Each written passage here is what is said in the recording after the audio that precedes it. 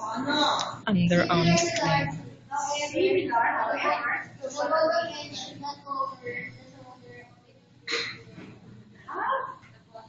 The bottom end should not cover the shoulder of the injured area.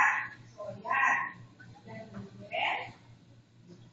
Okay. Hindi daw mag-cover sa injured area, but instead, ano gagawin? Should be underarm.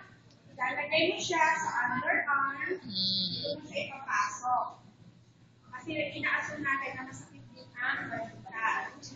Kaya, ipapasok mo yan siya sa ilalim ng kilikili.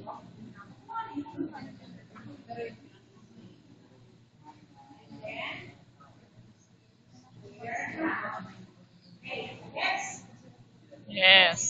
Yes. You see? O, kanina kasi yung arm sling, diba? Ganyan siya, no? Yung arm sling, ganyan. Yan. Tapos, dinamit lang natin dito. Kasi injured lang kay ito. Okay. Ngayon, injured din ang kanyang shoulder at saka ang kanyang buong arm niya. So, gagawin natin, instead na ilagay dito, kasi mabigat. So, mabigat na sakit. So, underarm, dito natin isalagay sa underarm. Tapos, dito rin. Square na.